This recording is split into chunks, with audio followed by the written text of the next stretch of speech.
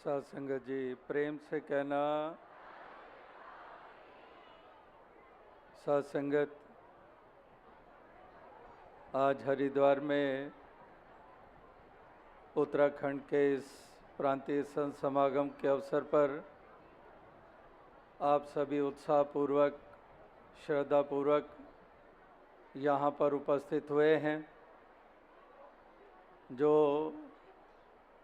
गंगा तो बह रही है, लेकिन प्रेम की गंगा, इसको और विस्तार देने के लिए आप उपस्थित हुए हैं।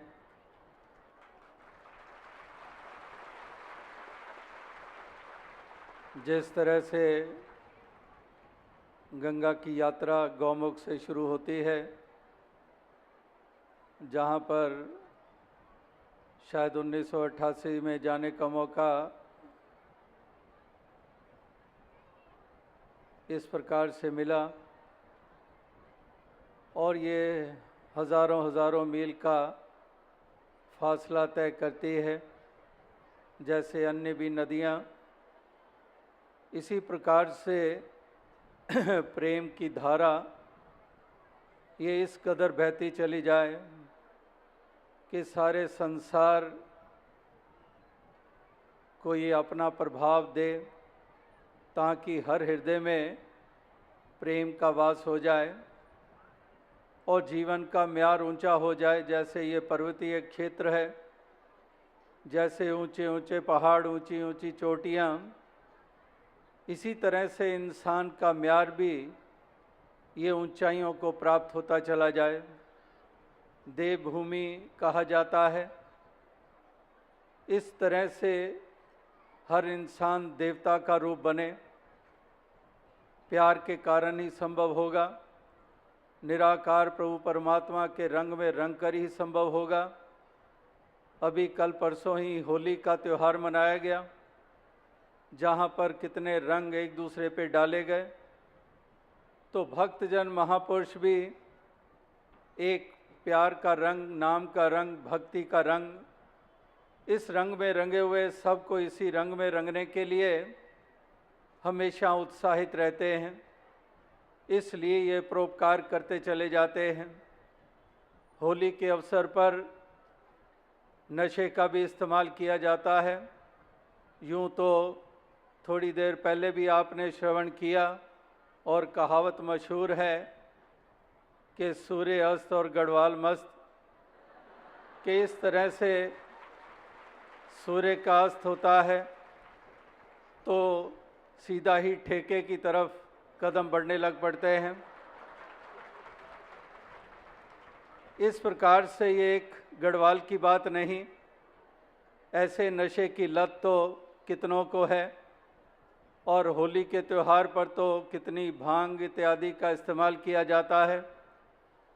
तो वो नशे हमारे कदमों को लड़खड़ा देते हैं और हमें नाली में जा फेंकते हैं। लेकिन नाम का नशा, ये प्यार का नाम का खुमार जो है, ये वास्तविकता में हमें संभालता है। जैसे शायर ने कहा है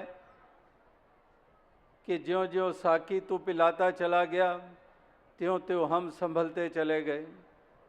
कि जिस प्रकार से जितना जितना ये नाम का नशा चढ़ता चला जाता है, उतना उतना हम संभलते जाते हैं, उतना उतना हमारे कदम संभलते जाते हैं, हमारी दिशा सही रहती है, हमारी सोच सही रहती है, हमारी भावनाएं ऊंची रहती हैं, और हम मानवीय मूल्यों से युक्त होकर हम इस जीवन के सफ़र को तय करते हैं। तो यही उद्देश्य लिए हुए आप यहाँ पर इस समागम के अवसर पर उपस्थित हैं, जहाँ पर मौसम में तो ठंडक है ही, ये भीगापन तो है ही। वैसे भी महापुरुष वैसे तो सरगम के हिसाब के इस्तेमाल कर रहे थे कि पानी पा पानी पा, तो इंद्र देवता ने सोचा कि शायद मांग रहे हैं।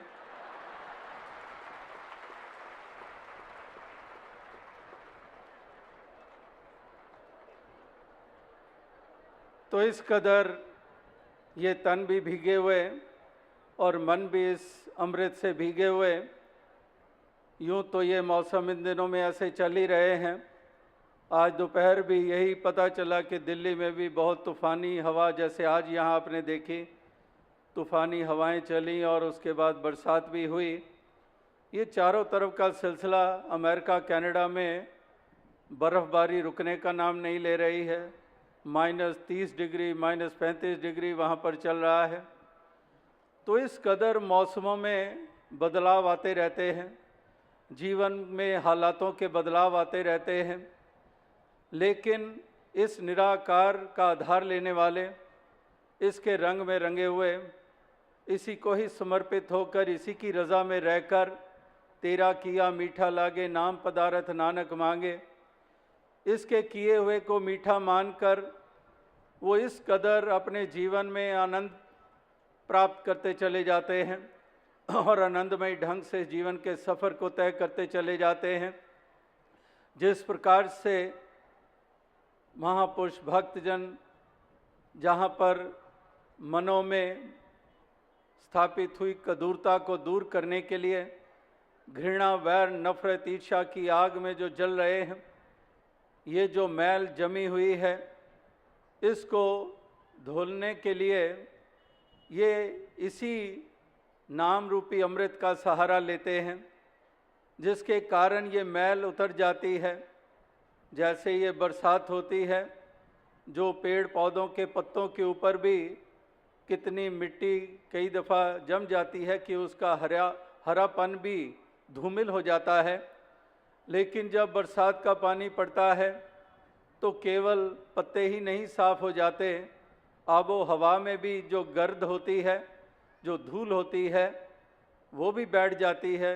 जैसे अभी इन दिनों में बरसात हुई तो अखबार में पढ़ा कि जब अमेरिका का प्रेसिडेंट आया, उन दिनों में काफ़ी पोल्यूशन का सिलसिले का जिक्र था। तो अभी बरसात के दिनों में जब धूल बैठ गई तो लिखने वाले, अखबार वाले लिख रहे थे कि काश इन दिनों में वो प्रेसिडेंट यहाँ आता और देखता कितनी साफ़ सुथरी हवा है। तो इस प्रकार से ये धूल भी बैठ जाती है, जो गर्द जो है अब हवा में, वातावरण में फैली होती है।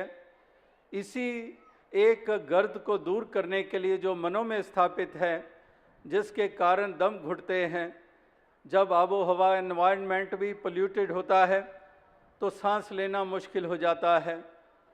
तो इसी प्रकार से ये भी इंसान के मन जो पोल्यूटेड हुए पड़े हैं, जिसके कारण एक इंसान इस कदर जीवन के सफ़र को तय कर रहा है कि आप भी चैन नहीं ले रहा, ना औरों को लेने दे रहा है। तो इसी स्वच्छता की ज़रूरत है, इसी एक पावनता की ज़रूरत है, इसी एक मानवता, इंसानियत की ज़रूरत है, इसी प्रेम करुणा की ज़रूरत है, जिसका जिक्र स्थान स्थान पर हो रहा है, जिसका पैगाम स्थान स्थान पर दिया जा रहा है। अभी भी पिछले दिनों मुंबई महाराष्ट्र समागम के समापन के अगले ही दिन 27 तारीख को ऑस्ट्रेलिया, न्यूजीलैंड और सिंगापुर जाने का मौका मिला और जहां से 22 तारीख रात फरवरी को ही वापसी हुई। और उन मुल्कों में भी वहाँ की 2 प्रांतीय पार्लियामेंट्स में भी जाने का मौका मिला। मेंबर्स ऑफ पार्लियामेंट्स के साथ भी 1-1 घंटा इंटरेक्शन करने का मौका मिला और उन्होंने भी मिशन की सराहना की। वो भी मिशन की जानकारी उनको थी, क्योंकि स्थानीय भी मेलबर्न में या सिडनी में वो हमारे भवनों पे भी आते रहे हैं और सफाई अभियान में भी वो शामिल होते रहे हैं, ब्लड डोनेशन कैंप्स में भी शामिल होते रहे हैं और मिशन जो देन दे रहा है उसकी उन्होंने भूरी भूरी प्रशंसा की। और उन्होंने भी अपना बयान यही दिया कि आज के समय की जो ज़रूरत है, इसी चीज़ की ज़रूरत है कि इंसान एक इंसानियत के रास्ते पे चल निकले। जो मज़हब मिल्लत की दीवारें खड़ी हुई हैं और जो मिशन का नारा कि धर्म जोड़ता है तोड़ता नहीं, उन्होंने भी इसका जिक्र किया कि the slogan which the mission has given, that religion unites and never divides, this is what is required today, because so much in the religious intolerance, people are not ready to tolerate each other, and so much fanaticism we are seeing, किस कदर ये एक जालिमाना हरकतें इंसान कर रहे हैं। TV के ऊपर हम लगातार खबरों में देख रहे हैं किस कदर इंसान निर्दयी और क्रूर हो चुका है। और महापुरुषों के कथन के दया धर्म का मूल है पाप मूल अभिमान, तुलसी दया न छोड़िए जब लग घट में प्राण। तो एक दया ही धर्म का मूल है। और जो दृश्य आप टीवी पे देखते हैं, अखबारों में देखते हैं, धर्म और मज़हब का नाम लेकर, पीरों पैगंबरों का नाम लेकर किस कदर इतने जुल्म, इतनी निर्दयता, इतनी क्रूरता कि किस कदर मन दहल जाते हैं। और मज़हब भी, धर्म भी बदनाम हो रहे हैं। और कईयों का तो मालिक के ऊपर से विश्वास भी उठता चला जा रहा है। इस कदर इंसान कितनी गिरावट की ओर जा रहा है। और उन्होंने यही कहा कि मिशन धर्म की असली परिभाषा जो सामने ला रहा है कि ये एक जोड़ना ही धर्म है, जुड़ना ही धर्म है। इंसान का मालिक से साथ जुड़ना और इसके बंदों के साथ जुड़ना, इसके बंदों के प्रति हितकारी बनना, हितैषी बनना, एक दूसरे का सहारा बनना, एक दूसरे को सुकून देना, एक दूसरे को गिरे हुए को उठाना, संभालना, ये वास्तविकता में धर्म है। लेकिन एक धर्म का मर्म ना जानने के कारण इंसान की चाल विपरीत चाल चल बन चुकी है।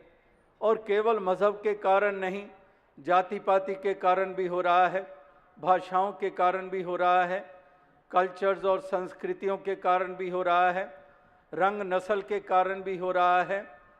अभी ऑस्ट्रेलिया, न्यूजीलैंड गए, वहाँ पर भी जिक्र था कि यहाँ पर भी कितना अरसा, कुछ डेकेड्स पहले तक भी, जैसे साउथ अफ्रीका में रेशलिज्म था, एक चमड़ी के रंग के आधार के ऊपर कितने तफरके होते थे, जहाँ पर स्वयं महात्मा गांधी जी भी उसी साउथ अफ्रीका में उनके साथ भी दुर्व्यवहार किया गया। इसी तरह से ऑस्ट्रेलिया में भी ऐसी मिसालों का वो जिक्र कर रहे थे। तो कितने कितने कारण हैं जिस वजह से इंसान का वैरी हुआ पड़ा है। तो यहाँ पर पैगाम यही दिया जा रहा है कि ये मालिक खालिक, ये सब का परम पिता है और सब इसकी संतान है। अज्ञानतावश हम एक दूसरे से दूर होते चले जा रहे हैं, एक दूसरे को नीची दृष्टि से देखते चले जा रहे हैं। और इस कदर ये भूल जाते हैं कि सारे ही पांच तत्व के पुतले हैं। कोई एक किसी में 6 तत्व नहीं है जिसको छोटा नीचा दूसरे मज़हब वाला कहा जा रहा है, दूसरे कल्चर संस्कृति वाला कहा जा रहा है। उसमें कोई एक तत्व कम नहीं है। बंदे तो बंदे हैं, इंसान तो इंसान है। अभी भी जब ऑस्ट्रेलिया में थे, एडिलेड में जब हिंदुस्तान पाकिस्तान का क्रिकेट मैच चल रहा था, तो दास भी उसी स्टेडियम में था, सारा मैच देखने को मिला। और ठीक हमारी सीट के पीछे 8-10 बैठे हुए थे, हरी शर्ट्स पहनी हुई, यानी कि वो पाकिस्तान से थे। और वो बोल भी ठेठ पंजाबी जैसे अमृतसर में बोली जाती है वैसी बोल रहे थे।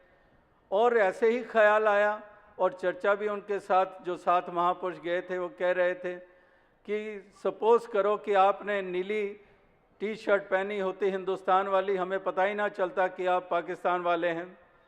तो ये एक पहरावे, ये ऐसी मान्यताएं जिन्होंने हमें इतना दूर कर दिया है, राजनीति ने कितना दूर कर दिया है। वरना तो सारे मालिक के बंदे हैं, लेकिन जहर ऐसी मनों में भर दी गई और ये दूरियां बढ़ती चली गईं। तो इसलिए महापुरुष संत जनों ने हमेशा ही यही संदेश, यही पैगाम दिया है कि हम मालिक खालिक के बंदे हैं। माटी एक अनेक भांति कर साजी साजन हारे, ना किच पोच माटी के भांडे ना किच पोच कुम्हारे। कि कुम्हार भी वही है और मट्टी भी वही है, 5 तत्व का पुतला नानक मेरो नाय। कि सभी 5 तत्व के बने हुए हैं और एक ही नूर आत्मा के रूप में हर घट में बसता है। तो कोई कारण नहीं है कि एक दूसरे के ऊपर जुल्म ढाए जाएं, एक दूसरे को पराया माना जाए। तो ज़रूरत है ये बात समझने की, ज़रूरत है ऐसी जागृति की। ज़रूरत है ऐसी रोशनी से अपने मन और आत्मा को रोशन करने की, वरना तो अंधकार है। उसी अंधकार के कारण ये सब इंसान एक गिरावट की ओर चलते चले जा रहे हैं। सवेरे की ज़रूरत है, उजाले की ज़रूरत है। जैसे वो जो पंक्ति दास ने कही कि सूर्य अस्त और गढ़वाल मस्त, दूसरे लिहाज से देखें, ये सत्य रूपी सूर्य का अस्त हो जाना, ये सत्य रूपी मानवता इंसानियत रूपी एक सूर्य का अस्त हो जाना तो हमें इस कदर मस्त कर देता है, यानी कि हम इंसानी चाल ही भूल जाते हैं, हमारे कदम लड़खड़ा जाते हैं और नशे में चूर जाकर घरों में भी पत्नी का भी बाल खींच खींच कर घसीटना, बच्चों को भी मारना और जो थोड़ा बहुत कमाई है उसको भी ज़ाया करना और फिर कर्ज़ों में आ जाना। इस कदर इंसान ऐसे ही ये सत्य का जीवन में ना होना, ये सत्य रूपी सूर्य का उदय इस जीवन में ना होना, उसी के कारण ये एक इंसान में, समाज में ये गिरावट आती चली जा रही है। तो ज़रूरत है इसको संभालने की और परोपकारी संत महात्मा भक्तजन ही, सज्जन प्रवृत्ति वाले ही ऐसे योगदान देते हैं कि गिरती हुई मानवता को संभालने के लिए अपने आप को प्रस्तुत करते हैं और इस कदर इस डूबती हुई संसार की जो नौका है इसको उभारने के लिए, इसका पार उतारा करने के लिए ये लगातार अपने योगदान देते चले आ रहे हैं और युगों युगों से ऐसे योगदान ये होते आए हैं और आज के दौर में भी महापुरुष भक्तजन यही देन दे रहे हैं। जैसे यहाँ पर गढ़वाल में, उत्तराखंड में, कुमाऊं में दिया जा रहा है, महाराष्ट्र में गए तो वहाँ मराठी तमाम भक्तजन यही योगदान दे रहे हैं। और अगर सिडनी में या फिर उसके बाद ब्रिस्बेन में या फिर न्यूजीलैंड के वेलिंगटन में या फिर उसके बाद ऑस्ट्रेलिया के मेलबर्न में और फिर एडिलेड में, फिर पर्थ में और सिंगापुर में इसी तरह से सत्संग समागम करने के मौके मिले तो वहाँ पर भी देखा कि वो भी यही परोपकार कर रहे हैं। वो भी जो मिलता चला जा रहा है या उत्साह से औरों तक पहुँच रहे हैं, वहाँ ही यही एक पैगाम जो सर्व साझा पैगाम है, जो ये यूनिवर्सल ट्रुथ के ऊपर आधारित है, जिसके लिए ये वननेस का नारा दिया गया और हार्मनी का नारा दिया गया और फिर हार्मनी इन वननेस को जोड़ दिया गया ताकि एकत्व का भाव, उसी के कारण एक सद्भाव ये स्थापित होते चले जाएं और सभी एक सूत्र में बंध जाएं और वो सूत्र है प्रेम का सूत्र है।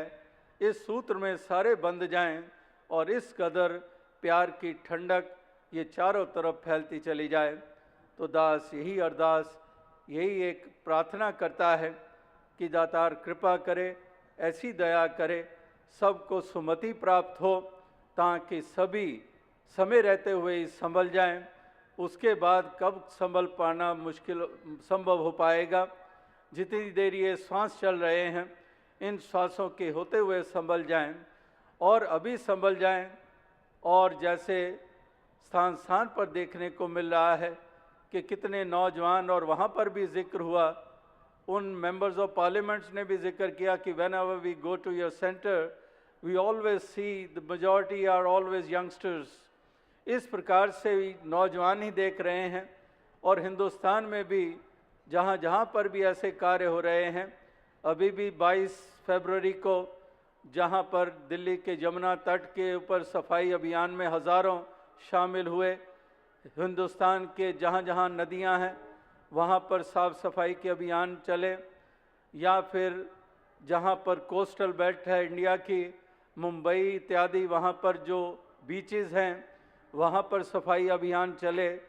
तो सभी इस बात पे ऊपर कायल हैं कि वाकई प्रोमिनेंटली यंगस्टर्स जो हैं मिशन के कितना एक योगदान दे रहे हैं।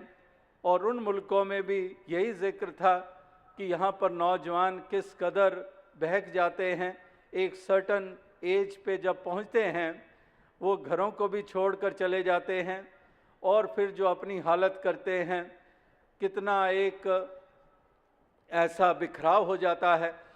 तो ये नौजवान जो मिशन के देखने को मिलते हैं, वर्दियां पहनकर लगे हुए हैं, यूं भी किस कदर जहां जहां जाते हैं ये जिक्र करते हैं मानवता का, इंसानियत का। तो इस तरह से ऐसी एक योगदान ये देने के लिए लगातार ये ऐसे एक प्रयास ये होते चले जा रहे हैं। तो यही एक संभलने की उम्र हुआ करती है। तो इसलिए समय की बात हो रही है कि समय रहते हुए ही संभलना और समय रहते हुए ही दूसरों को संभालना। अगर समय हाथों से निकल जाए फिर कुछ बनता नहीं है। जैसे वो पंक्ति कि अब पछताए क्या हुआ जब चिड़िया चुग गई खेत।